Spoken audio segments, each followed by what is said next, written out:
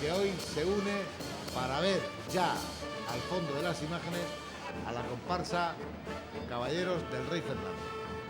Y ahora les contaré un secreto que yo no me creía y estaba esperando. De todas maneras, miren ustedes como también hay futuro entre los espectadores. En principio, dar la bienvenida al mundo del desfile, que no de las fiestas, a un compañero que esta noche quería librar y ha librado porque debe librar, porque quería llevar la bandera que debía coger su novia, Davinia Ruiz, en sus manos. Nos referimos a nuestro compañero José Antonio Rubio, que ha dejado por unos momentos sus labores en Canal 34 Televisión Vega Baja para ser acompañante de la abanderada de los Caballeros del Rey Fernando. Ahí lo tenemos. Y bueno, les voy a contar un secreto. Al principio de la retransmisión había un grupo de bailarines que he dicho que eran del Colegio Leza. Ustedes se acuerdan, he dado los nombres de todos ellos. Y uno de esos bailarines era el abanderado infantil, o el que porta la bandera infantil de esta comparsa. Y yo no me lo creía porque era hacer doblete, era salir dos veces. De todas maneras, estaba todo preparado por si quería. Pensaba que se iba a rajar en el último momento, pero a lo mejor, bueno, pues desde el orgullo demasiado personal, en este caso, he de confesar que elijo que el mundo, la historia y la mujer con la que comparto la vida me dieron hace ahora 11 años, hoy ha hecho algo que yo nunca había hecho, hacer doblete en un desfile de moros y cristianos. Efectivamente, se hace historia y bueno, pues yo tengo que remachar un poco el clavo porque la modestia de Eduardo no quería incidir. Yo, le he exigido que nombrara cuando pasara su hijo enarbolando esa bandera y que lo nombrara, porque bueno, no se puede tampoco obviar el hecho de que desfile un hijo suyo con una bandera, el omitir su nombre, puesto que tiene tanto derecho como el que más. Y efectivamente, este niño es un festero de nacencia y creo hasta que lo llevaron a bautizar vestido de moro y de armado también. Lo bautizamos de armado. Bueno, pues quiere decir que en la familia hay de todo. Recordarles que si hemos hablado de Miguel López y de Antonio Rubio, son o es gracias a que la abanderada infantil es Lorena Stan, al quien portaba el más joven de los abanderados su bandera, y que Davinia Pilar Ruiz Hernández es la abanderada mayor de la comparsa Caballeros del Rey Fernando, cuyo socio es don José Ramón Ruiz Paz, la comparsa que preside el más viejo, no lo digo con ninguna, absolutamente, que quede claro, con ninguna significación peyorativa, sino todo lo contrario, el decano de los presidentes de la fiesta de moros y cristianos, don Adriano Ruiz Costa.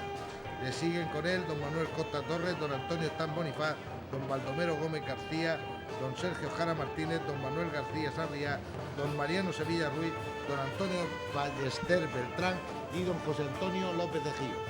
Estamos viendo a otra de las filas, la primera femenina de la comparsa Caballeros del Rey Fernando, recién salida de una embajada y que esta noche va a escribir el penúltimo de los capítulos, una comparsa nacida en el entorno del barrio de San Francisco, cuajada a la sombra de la ermita del sepulcro, y que la desidia de algunos, el desinterés de otros tantos y la vida que a veces no se porta demasiado bien con quien con buena fe y mejor esfuerzo intentan hacer cosas por su pueblo, ha obligado que, dado la ruindad, las ruinas de esa ermita no dan en estos momentos garantías, se hayan tenido que bajar a la no menor rabalochera, pero siempre fijación de cierto añoranza, Plaza de Santiago. Estamos viendo a las mujeres de la comparsa Caballeros del Rey Fernando. Bueno, y nosotros siguiendo la línea en esta retransmisión de querer conjugar fiesta, tradición e historia, apuntar una pequeña ilustración y decir que esta historia se produce a partir de que en el año 711 se produjo la invasión musulmana en la península ibérica, cuando gobernaban en ella los visigodos, y en el año 713 se firmó en Orihuela el famoso Tratado de Capitulación entre el visigodo Teodomiro, el rey Teodomiro, que nos referíamos al inicio de esta retransmisión, y el musulmán Abdelaziz. La desaparición años después de Teodomiro de la escena política debilitó sin lugar a dudas la efectividad del tratado, y el antiguo principado visigodo de Teodomiro parece que subsistió hasta los tiempos de Abderramán I, cuya política centralizadora era incompatible con las libertades de las que disfrutaban los cristianos visigodos. La rescisión unilateral por Abderramán del pacto suscrito en el año 13 permitió finalmente a los musulmanes disponer libremente del patrimonio de los oriolanos, que así perdieron la autonomía política. El emir Abderramán formó con este principado el territorio conocido como la Cora de Tumir, que también la referenciábamos al principio de este programa. Como se puede observar, pues insistiremos más de una vez que es una fiesta de moros y cristianos relativamente joven, 27 años, pero con estos apuntes ilustrativos de la historia y la tradición oriolana se podrá comprobar que, bueno, mantenemos una historia, como muchos eruditos han escrito, de lo más importante y de lo más, diría que refleja más la historia y la tradición de una comarca, hoy Vega Baja, y que entonces formó parte de la Cora del rey Teodomiro. Pues esa historia retomada de la Cora de Tumir, retomada de Teodomiro, el rey que protagonizó pacto, como decía antes Antonio Pérez Menárguez, todavía hoy se estudia en algunas facultades de ciencias políticas y ha servido de pacto básico incluso en algunos tratados internacionales, aun siendo muy simple, o sea, es un pacto que apenas puede mantener 6 folios como mucho. Sin embargo, durante muchos años y hasta prácticamente la aparición del nuevo derecho internacional, el pacto de Teodomiro, que está escrito en 5 versiones, pero todas ellas tienen una misma base común, o sea, el tratado era exactamente el mismo, la escritura y las formas son diferentes. Decíamos que ese pacto, que quizá haya hecho de los oriolanos aquello que refería el síndico portador de la gloriosa enseña del Oriol del año 2000, decía en su discurso de agradecimiento, no en el del balcón, que su padre le había enseñado a don Antonio Gutiérrez Vergara, que fuera secretario general de la Federación Nacional de Comisiones Obreras, algo que solo en este pueblo podía entenderse, y que esa había sido la base de su trabajo en el mundo del sindicalismo y de la política. Más vale un mal pacto que una buena pelea, quizás porque un buen arreglo, perdón, era exactamente, más vale un mal arreglo que una buena pelea. Pues quizá eso sea la rememoranza de Teodomiro. De todas maneras, de Teodomiro aquí han pasado algunos cientos de años. Lo que no ha pasado ha sido la tradición de esta comparsa de los caballeros del rey Fernando desde su fundación en el año 1975, de sacar caballos en los desfiles y además caballos dando el espectáculo. Detrás de ellos el carro que tira el señor Zaplana, al que queremos saludar desde aquí como amigo, colaborador y sobre todo como hombre de espíritu abierto y vivo y aficionado al arte ecuestre donde los haya, tan aficionado que el primer susto que retransmitió esta televisión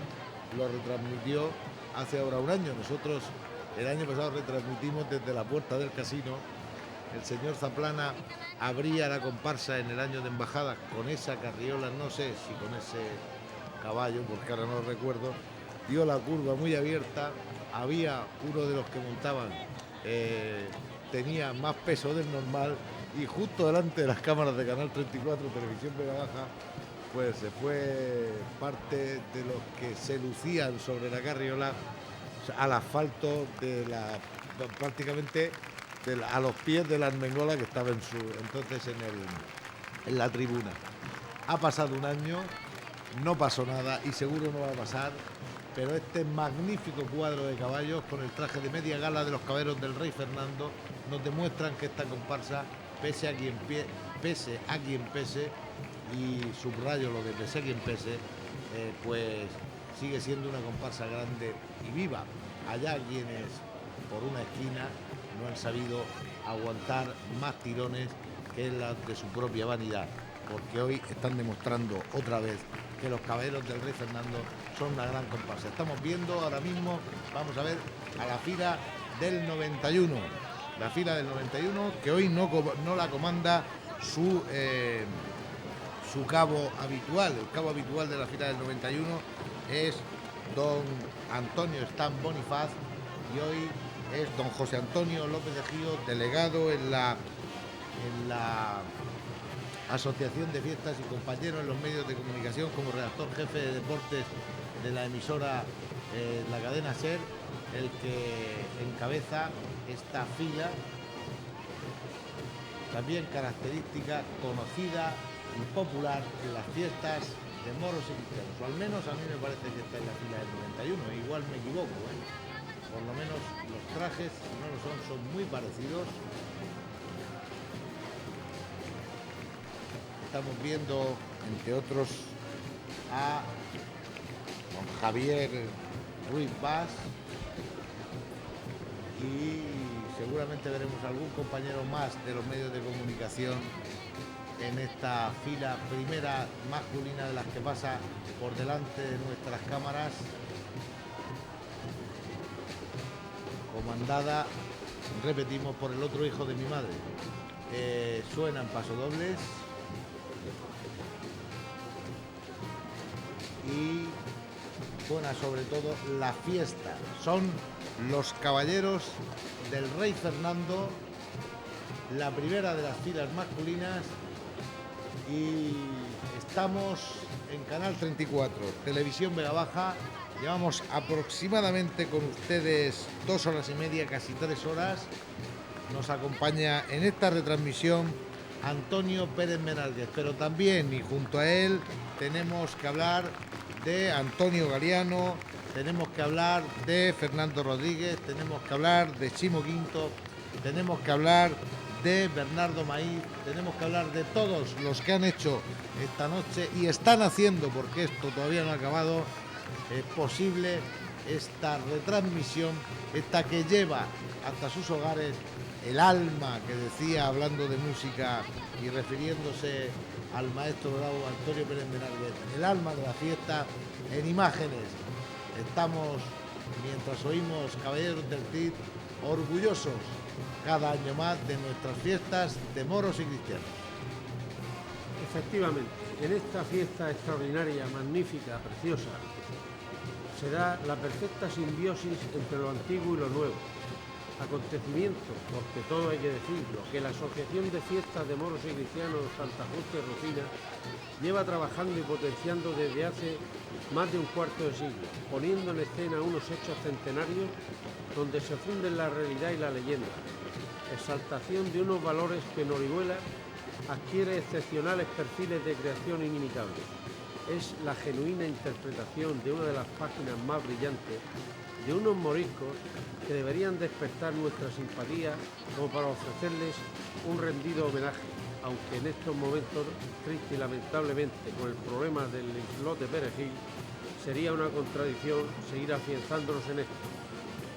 Pero en definitiva, es un lugar que hay que reconocer en nuestra herencia morisca, lo que entre nosotros queda de mestizajes fecundos y para recuperar huellas de su cultura, milagrosamente viviente en muchas cosas que todavía hacemos y sobre todo soñamos. Pero ahí queda nuestra historia, nuestra tradición y la fiesta de moros y cristianos. Les decía antes que había sido sustituido don Antonio Stan, había sido sustituido de fila, no de cabo, porque lo tienen en la fila esta así del 91. Lo que han cambiado este traje, no de personas ni de personajes, esta última fila masculina de la comparsa Caballeros del Rey Fernando. Y bueno, yo sabía que esta noche teníamos que hablar de él, como hablaremos mañana. Acaban de ver ustedes a otro compañero, pero ese no se le ha conseguido quedarse toda la semana. El presidente de la comparsa Moros Almojámenos, compañero de esta casa, Pascual Albeza, que quería salir de cristiano y como tal